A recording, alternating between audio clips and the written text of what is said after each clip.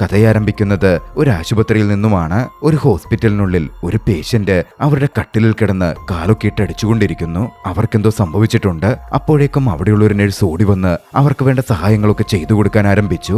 അവനെ കൊണ്ട് കൂട്ടിയാൽ കൂടുന്നില്ല എന്ന് കണ്ടതും അവനുടനടി ഡോക്ടർമാരെ വിവരമറിയിച്ചു. ഡോക്ടർമാർ അങ്ങോട്ടേക്ക് എത്തി. അവർ ആ പേഷ്യന്റിനെ രക്ഷപ്പെടുത്താൻ വേണ്ടി പരമാവധി ശ്രമിച്ചു. പക്ഷേ അവർക്കതിന് സാധിച്ചില്ല. ഇതേസമയം ദുഃഖത്തോടെ താൻ ചികിത്സിച്ചിരുന്ന പേഷ്യന്റിനെ നോക്കി നിൽക്കുന്ന ആ നഴ്സിനെ നമ്മൾ കാണുന്നുണ്ട്. ഏറെ ദുഃഖത്തോടെയായിരുന്നു അവൻ അവിടെ നിന്ന് പോകുന്നത്. കഥ അവിടെ നിന്നും കുറച്ചു വർഷങ്ങൾക്കിപ്പുറത്തേക്ക് പോകുന്നു. എമ്മി എന്ന് പേരുള്ള ഒരു നഴ്സിനെ നമ്മൾ പരിചയപ്പെടുകയാണ്. എമ്മി ഒരു ഹോസ്പിറ്റലിൽ വളരെ മികച്ച രീതിയിൽ വർക്ക് ചെയ്യുന്ന ഒരു നഴ്സാണ്. അന്ന് വൃദ്ധയായ ഒരു പേഷ്യന്റിനെ അവൾ പരിചരിക്കുകയായിരുന്നു. ഒരുവിധപ്പെട്ട ആശുപത്രികളിലൊക്കെ ഒരു റൂളുണ്ട്. പ്രത്യേകിച്ച് രാത്രികാലങ്ങളിൽ പേഷ്യന്റിനൊപ്പം ബൈസ്റ്റാൻഡേഴ്സ് അങ്ങനെ കൂട്ടിരിക്കാൻ പാടില്ല എന്ന്. അതും ക്രിട്ടിക്കൽ ഇൽനെസ് ഉള്ളവരാണെങ്കിൽ. പക്ഷെ എന്നിരുന്നാലും എമ്മി നല്ലൊരു മനസ്സുള്ളവളായിരുന്നു. വൃദ്ധയായ സ്ത്രീയുടെ ഭർത്താവിനെ അവരുടെ അടുത്തേക്ക് അവൾ ഇരുത്തുന്നുണ്ട്. നൈറ്റ് ഷിഫ്റ്റിൽ എമ്മി ഒറ്റയ്ക്ക് മാത്രം ഉള്ളതുകൊണ്ട് അവൾക്ക് ജോലിഭാരവും കുറച്ച് കൂടുതലായിരുന്നു. ഒരു രോഗിയായിരുന്ന അവൾ അതുകൊണ്ട് തന്നെ കുറച്ചധികം കഷ്ടപ്പെടുന്നുമുണ്ട്. എന്തായാലും അന്ന് അവൾ ചെയ്യുന്ന പ്രവൃത്തികളൊക്കെ കണ്ട് അവളുടെ സീനിയർ അവളെ വിളിപ്പിച്ചു. വൃദ്ധയായ സ്ത്രീക്കടുത്ത് ഭർത്താവിനെ എത്തിച്ചത് അവർക്കത്ര പിടിച്ചിരുന്നില്ല.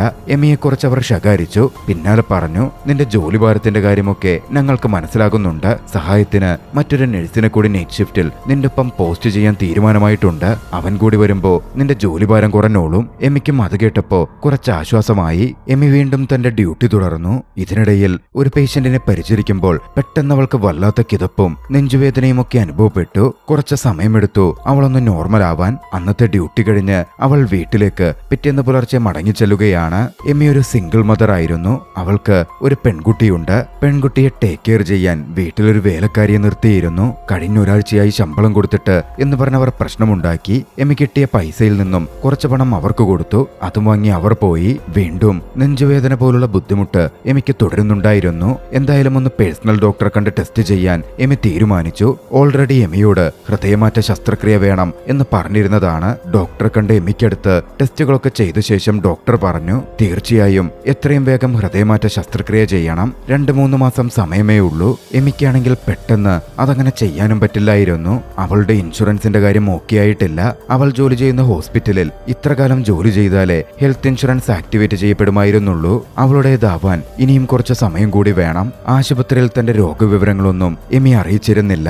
മാത്രമല്ല അതിലൊരു അപകടം കൂടിയുണ്ട്. ഒരുപക്ഷെ താൻ ഇത്തരത്തിൽ രോഗിയാണെന്നറിഞ്ഞാൽ ജോലിയിൽ നിന്ന് അവർ എമ്മിയെ പുറത്താക്കിയേക്കും. വീട്ടിലെ ചിലവുകൾ മൊത്തത്തിൽ നോക്കുന്നത് എമ്മിയാണ്. മകളുടെ കാര്യങ്ങൾ നോക്കണം. അതുകൊണ്ട് തന്നെ ഒന്നും ആശുപത്രിയിൽ അറിയിക്കാനും അവൾക്ക് നിവൃത്തിയുണ്ടായിരുന്നില്ല.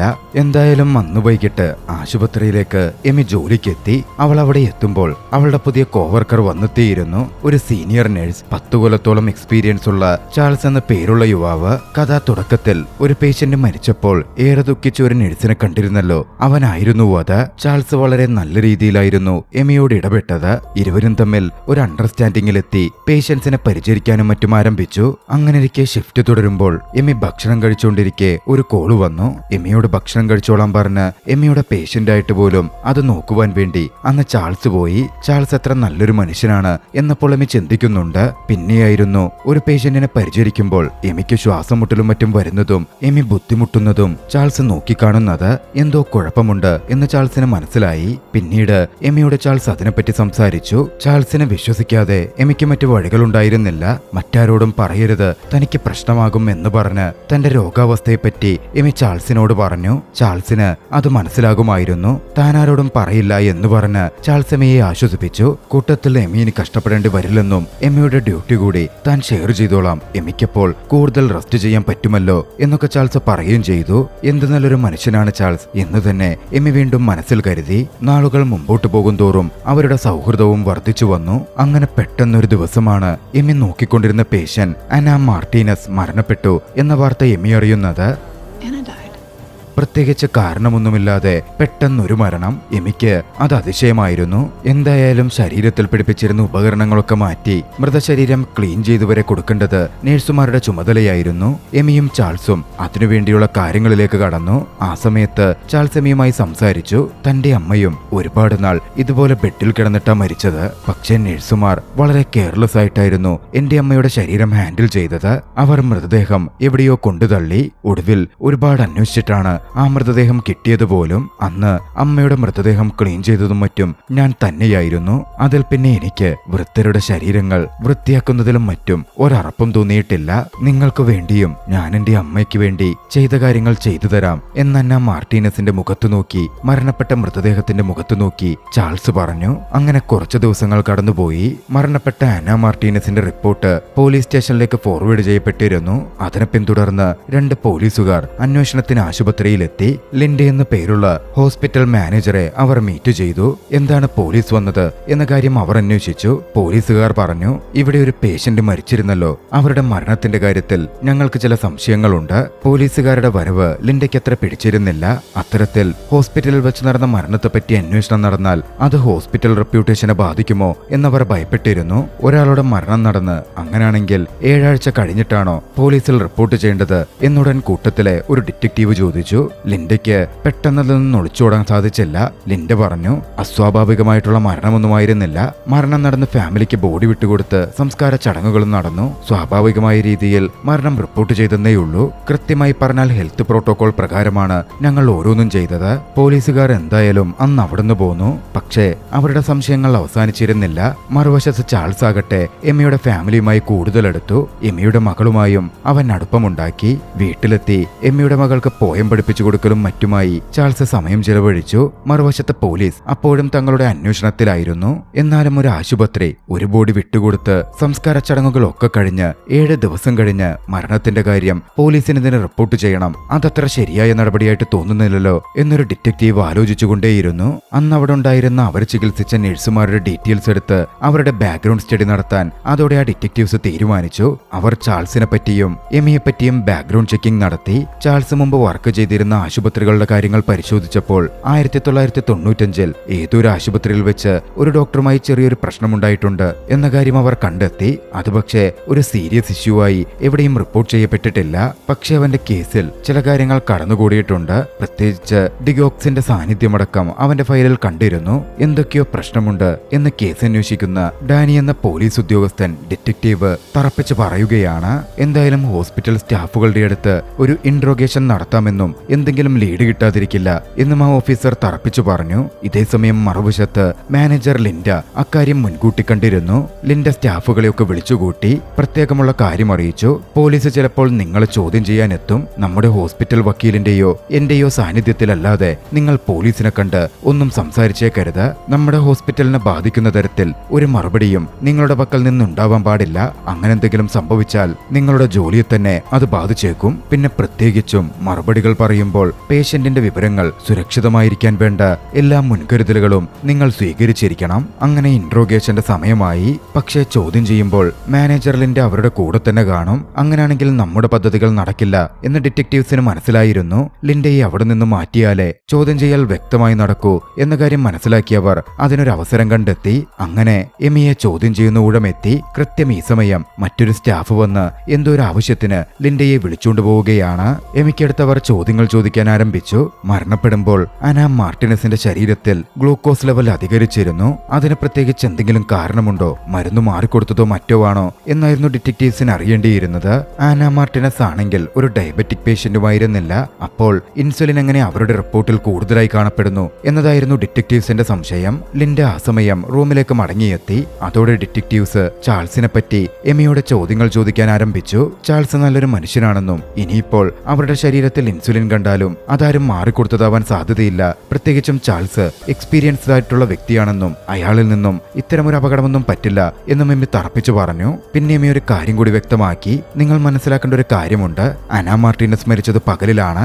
എന്റെയും ചാൾസിന്റെയും ഡ്യൂട്ടി ഉള്ളത് നൈറ്റിലും. അങ്ങനെ നോക്കിയാൽ പോലും നിങ്ങൾ പറഞ്ഞ പോലെ മരുന്ന് മാറ്റി കുത്തി ചാൾസ് അവരെ കൊല്ലുവാനുള്ള ഒരു സാധ്യതയുമില്ല. അന്ന് രാത്രിയിൽ ചികിത്സാ സമയത്ത് എമിക്ക് പെട്ടെന്ന് വല്ലാതായിരുന്നു. ചാൾസ് ആയിരുന്നു അന്നും വന്ന് എമിയെ സമാധാനിപ്പിച്ചത്. എമിക്ക് പെട്ടെന്ന് മരുന്ന് ആവശ്യമായിരുന്നു. ചാൾസ് തന്നെ മരുന്ന് കൊണ്ടുവന്ന് എമിക്ക് കൊടുത്തു. ഈ മരുന്ന് എങ്ങനെ കിട്ടി എന്ന് ചാൾസിനോട് എമി ചോദിച്ചു. നമ്മുടെ സിസ്റ്റത്തിൽ ചെറിയ എറർസ് ഉണ്ടെന്നും അത് വെച്ചിട്ട് മരുന്നെടുക്കാമെന്നും ചാൾസ് അന്ന് എമിയോടായി പറഞ്ഞു. മറുവശത്തെ ഡിറ്റക്റ്റീവ്സുകൾ കേസന്വേഷണവുമായി മുമ്പോട്ട് പോവുകയാണ്.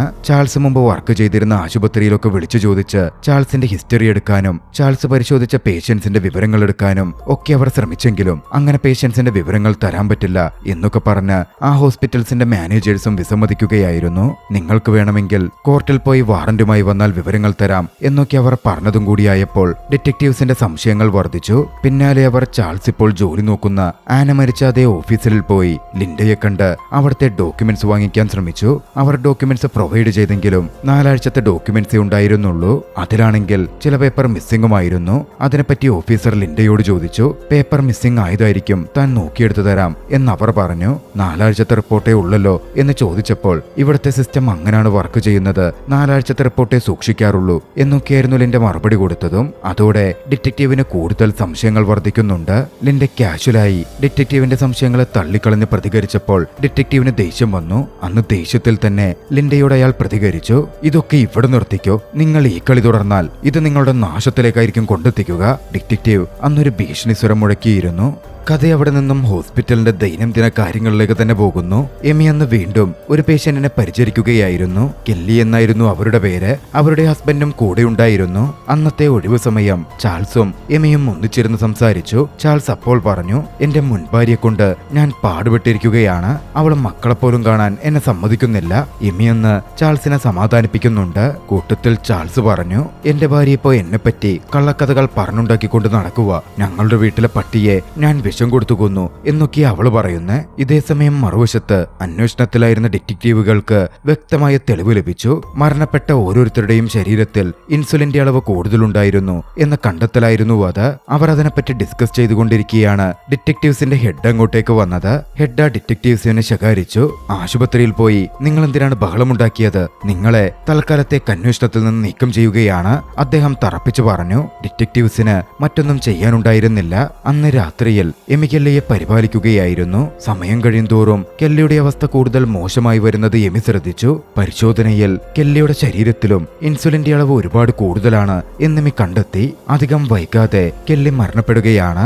എമി ആ വിവരം മാനേജ്മെന്റിനെ അറിയിച്ചു. ചികിത്സയിലുള്ള രോഗി പെട്ടെന്നങ്ങ് മരണപ്പെടുന്നു. എമിക്കും സംശയങ്ങൾ തോന്നി തുടങ്ങി. എമി സുപ്പീരിയേഴ്സുമായി സംസാരിക്കുമ്പോൾ ചാൾസ് അത് നോക്കിക്കാണുന്നുണ്ടായിരുന്നു. അടുത്തൊരു ദിവസം എമിയെ രഹസ്യമായി കാണുവാൻ ആ ഡിറ്റക്റ്റീവ്സുകൾ ചെന്നു.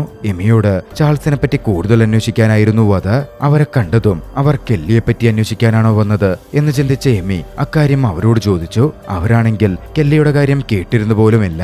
തങ്ങൾ അന്നയുടെ കേസിനെ പറ്റി സംസാരിക്കാനാണ് വന്നത് എന്നവർ പറഞ്ഞു. പിന്നാലെ ചാൾസിനെ പറ്റി എമിയോട് ചോദിക്കുകയും ചെയ്തു. പക്ഷെ എമി അപ്പോഴും ചാൾസിനെ വിശ്വസിച്ച് ചാൾസിനെ ഡിഫെൻഡ് ചെയ്ത് സംസാരിക്കുകയായിരുന്നു ചെയ്തത്. ചാൾസിനൊരു മോശം പശ്ചാത്തലമാണ് ഉണ്ടായിരുന്നതെങ്കിൽ ഒരിക്കലും ഈ ആശുപത്രിയിൽ അവന് ജോലിയെ കിട്ടില്ലായിരുന്നു എന്നെമി തറപ്പിച്ചു പറഞ്ഞു. പക്ഷേ ഡിറ്റക്റ്റീവുകൾ ചാൾസിനെ പറഞ്ഞ കാര്യങ്ങൾ കൊണ്ടും ചാൾസ് മുമ്പ് വർക്ക് ചെയ്തിരുന്ന ആശുപത്രികളിലും ഇതുപോലെ പല കാര്യങ്ങളും മറയ്ക്കപ്പെട്ടതായി തങ്ങൾക്ക് സംശയം തോന്നിയിരുന്നു എന്ന കാര്യവും അറിയിച്ചതോടെ എമിക്കും സംശയങ്ങൾ തോന്നാൻ ആരംഭിച്ചു. എമി പിന്നീട് ചാൾസിനെ കൂടുതലായി നിരീക്ഷിച്ചു. കൂടുതൽ വിവരങ്ങൾക്ക് ചാൾസ് മുമ്പ് ജോലി ചെയ്തിരുന്ന ഹോസ്പിറ്റലിൽ ഉണ്ടായിരുന്ന തന്റെ സുഹൃത്ത് ലോറി എന്ന സ്ത്രീയെ എമി നേരിട്ട് ചെന്ന് കണ്ടു. ലോറിയിൽ നിന്ന് കേട്ട വിവരം എമിയെ ഞെട്ടിക്കുന്നതായിരുന്നു. ചാൾസ് അവിടെ ജോലി ചെയ്യുന്ന സമയത്ത് ചാൾസിന്റെ വാർഡിൽ നിരവധി പേർ തുടർച്ചയായി മരണപ്പെട്ടിരുന്നുവെന്നും പലരുടെയും മരണകാരണം തിരക്കിയപ്പോഴും പോസ്റ്റ്മോർട്ടം റിപ്പോർട്ടിലും ഇൻസുലിന്റെ അളവ് കൂടുതലായി കണ്ടിരുന്നു എന്നും ലോറി അവളോടായി പറഞ്ഞു.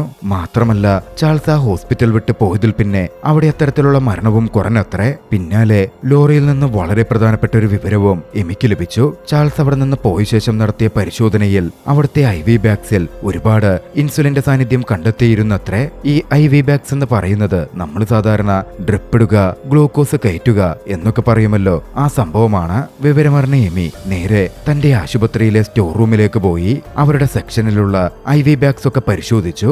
ആ പരിശോധനയിൽ അതിനകത്ത് എന്തോ കലർത്തിയിട്ടുണ്ട് എന്നെമി മനസ്സിലാക്കുകയാണ്. സംഭവം എന്തെന്നാൽ ആ IV ബാഗുകളിൽ സിറിഞ്ച് കൊണ്ട് കുത്തിയ പോലെ ചെറിയ ഹോളുകൾ ഉണ്ടായിരുന്നു. പരിശോധിച്ചപ്പോൾ അതിൽ ഇൻസുലിന്റെ അളവ് കൂടുതലാണ് എന്നെമി മനസ്സിലാക്കി. എമി വല്ലാതെ ഭയന്നു പോയിരുന്നു. പുറത്തേക്ക് റിപ്പോർട്ട് ചെയ്യാൻ വേണ്ടി ഇറങ്ങിയവൾ അവളുടെ അസുഖം കാരണം അവിടെ കുഴഞ്ഞു വീഴുക പോലും ചെയ്തു. കണ്ണു തുറക്കുമ്പോൾ എമി എമർജൻസി റൂമിലായിരുന്നു. അവളുടെ തൊട്ടടുത്തായി ചാൾസ് ഇരിക്കുന്നുണ്ട്. ചാൾസിനെ അടുത്ത് കണ്ടതും എമി വല്ലാതെ ഭയപ്പെട്ടു. ഒരുപക്ഷെ ചാൾസിന്റെ അടുത്ത് ഇര താനായിരിക്കുമോ എന്നുള്ള പേടി അവൾക്ക് തോന്നിയിരുന്നു. തനിക്ക് വീട്ടിൽ പോകണം എന്നെമി ചാൾസിനോട് പറഞ്ഞു.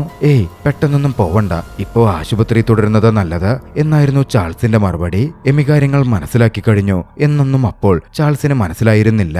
ചാൾസിനെ തന്റെ അടുത്ത് നിന്ന് ഒഴിവാക്കാൻ എമി ചില ശ്രമങ്ങൾ നടത്തിയെങ്കിലും ചാൾസ് അവിടെ തുടരുക തന്നെ ചെയ്തു. അധികം വൈകാതെ ആശുപത്രിയിൽ നിന്ന് വീട്ടിലേക്ക് പോകാൻ എമിക്ക് കഴിഞ്ഞു. വീട്ടിലേക്ക് പോയ അവൾ അവിടെ നിന്നും നേരെ ഡിറ്റക്റ്റീവ്സിനെ കാണാൻ പോയി. അവരോട് താൻ കണ്ടെത്തിയ കാര്യങ്ങൾ അറിയിച്ചു. ഡിറ്റക്റ്റീവ്സിനോട് കാര്യങ്ങൾ വിശദീകരിച്ചപ്പോൾ എമി വ്യക്തമായി പറഞ്ഞു, IV ബാഗ്സിലൂടെയാണ് ചാൾസ് ഇൻസുലിൻ പേഷ്യന്റിന്റെ ശരീരത്തിലേക്ക് കയറ്റുന്നത്.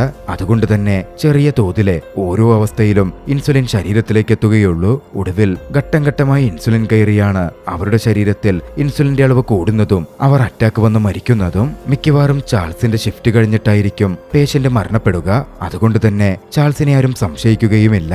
അവർക്ക് എന്ത് സഹായം വേണമെങ്കിലും താൻ ചെയ്യാം എന്നുമേ അവർക്ക് ഉറപ്പ് കൊടുത്തു. കൂട്ടത്തിൽ ഹോസ്പിറ്റൽ കമ്പ്യൂട്ടറിൽ പഴയ ഡാറ്റകൾ ഒക്കെ ഉണ്ടാവുമെന്നും ലിൻഡ 4 ആഴ്ചത്തെ ഡാറ്റ മാത്രമേ കിട്ടൂ എന്ന് നിങ്ങളോട് പറഞ്ഞത് കള്ളമാണ് എന്നും എമി അവരെ അറിയിച്ചു. കാര്യങ്ങൾ കൂടുതൽ വ്യക്തമായതോടെ കെല്ലിയുടെ മരണവും കൊലപാതകമാണ് എന്ന് ഡിറ്റക്റ്റീവ് മനസ്സിലാക്കിയിരുന്നു. അതോടെ കെല്ലിയുടെ ഹസ്ബൻഡുമായി സംസാരിച്ച് കെല്ലിയുടെ മൃതദേഹം പുറത്തെടുത്ത് ഓട്ടോപ്സി ചെയ്യുവാൻ അവർ തീരുമാനിച്ചു. ഹസ്ബൻഡ് അതിന് സമ്മതിച്ചതോടെ അക്കാര്യം നടന്നു. കെല്ലിയുടെ പോസ്റ്റ്മോർട്ടം റിപ്പോർട്ടിൽ കെല്ലിയുടെ ശരീരത്തിൽ ഇൻസുലിനൊപ്പം ഹൃദയത്തിന് നൽകുന്ന ഒരു മരുന്നിന്റെ കോമ്പിനേഷനും കണ്ടിരുന്നു എന്ന കാര്യം പോലീസ് മനസ്സിലാക്കി. അതായത് മുമ്പ് ചാൾസിന്റെ പേരിൽ ഒരു കേസ് ഉണ്ടായിരുന്നല്ലോ, അന്ന് അതുമായി ബന്ധപ്പെട്ട മരുന്നിന്റെ പേരായിരുന്നു അവർ അതിലും കണ്ടത്.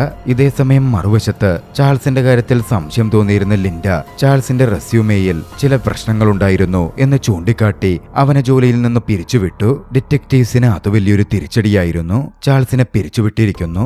ആശുപത്രിക്ക് അവരുടെ പേരു രക്ഷിക്കൽ മാത്രമാണ് ഇപ്പോൾ വലിയ കാര്യമായിട്ടുള്ളത്. ഇനി എന്ത് ചെയ്യുമെന്ന് ഡിറ്റക്റ്റീവ്സ് തലപുകഞ്ഞാലോചിച്ചു. ഇങ്ങനെ തുടർന്നാൽ ചാൾസ് അടുത്ത ഹോസ്പിറ്റലിൽ ജോലി നേടും. അവിടെയും അവൻ ഈ പരിപാടികൾ ചെയ്യും. ആളുകൾ കൊല്ലപ്പെട്ടുകൊണ്ടിരിക്കും. ഇതിനൊരു അറുതി വരുത്തിയേ തീരൂ. എമ്മിയുടെ സഹായം ആ സമയം പോലീസ് വീണ്ടും ആവശ്യപ്പെടുകയാണ്. എമ്മി പുറത്തുവെച്ച് ചാൾസിനെ ചെന്നു കണ്ടു. ചാൾസിനോട് സംസാരിക്കാൻ തുടങ്ങി. സംസാരത്തിനിടയിൽ എന്തുകൊണ്ടാണ് അവനെ ആശുപത്രിയിൽ നിന്ന് പുറത്താക്കിയത് എന്ന കാര്യം ചോദിച്ചതും ചാൾസ് വല്ലാതാവുന്നതും മറ്റും എമ്മി നോക്കിക്കണ്ടു. തനിക്ക് മറ്റൊരു ജോലി കിട്ടിയിട്ടുണ്ടെന്നും അടുത്ത ദിവസം മുതൽ താൻ അവിടെ പോവും എന്നും ചാൾസ് പറഞ്ഞു. എന്തായാലും അന്ന് പുറത്തിറങ്ങിയ ചാൾസിനെ പോലീസ് അറസ്റ്റ് ചെയ്യുകയാണ്. പക്ഷേ ചാൾസിന്റെ കൺഫെഷനൊന്നും ഇല്ലാത്തതുകൊണ്ട് നടപടിയെടുക്കാനും പോലീസിന് പറ്റുന്നുണ്ടായിരുന്നില്ല.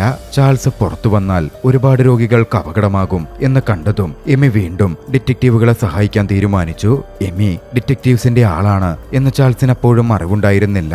അതുകൊണ്ട് തന്നെ എമി സ്റ്റേഷനിലെത്തി ചാൾസിനെ കണ്ട് കുശലാന്വേഷണങ്ങളൊക്കെ നടത്തുമ്പോൾ ചാൾസ് എമിയോട് താൻ ചെയ്ത തെറ്റുകൾ ഏറ്റുപറഞ്ഞു. താൻ അവരെ കൊന്നു എന്നവൻ സമ്മതിച്ചു. എന്തിനാണ് അവനത് ചെയ്തത് എന്ന് എമി ചോദിച്ചു.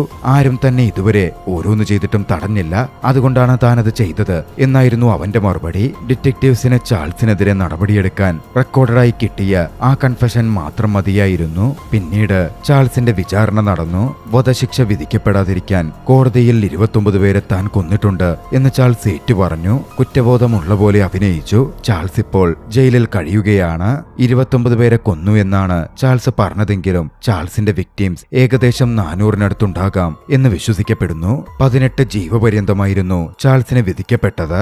എന്തായാലും ഈ സംഭവങ്ങൾക്ക് ശേഷം എമി തന്റെ ഹാർട്ട് സർജറി നടത്തി. നിലവിലിപ്പോൾ ഫ്ലോറിഡയിൽ തന്റെ മകൾക്കും കൊച്ചുമക്കൾക്കുമൊപ്പം സന്തോഷത്തോടെ എമി ജീവിച്ചുകൊണ്ടിരിക്കുന്നു. യഥാർത്ഥ സംഭവകഥയെ അടിസ്ഥാനമാക്കി ചിത്രീകരിക്കപ്പെട്ട ഈ ചലച്ചിത്രം നിങ്ങൾക്കിഷ്ടമായെങ്കിൽ വീഡിയോ ലൈക്ക് ചെയ്യുക. അഭിപ്രായങ്ങളും നിർദ്ദേശങ്ങളും കമന്റുകളിൽ രേഖപ്പെടുത്തുക. കഴിയുമെങ്കിൽ ചാനൽ സബ്സ്ക്രൈബ് ചെയ്തും കൂട്ടുകാർക്ക് ഷെയർ ചെയ്തു കൊടുത്തും ഞങ്ങളെ സപ്പോർട്ട് ചെയ്യുക. അടുത്ത എപ്പിസോഡിൽ മറ്റൊരു മികച്ച ചലച്ചിത്രവുമായി നമുക്ക് കണ്ടുമുട്ടാം. അതുവരെ ബൈ.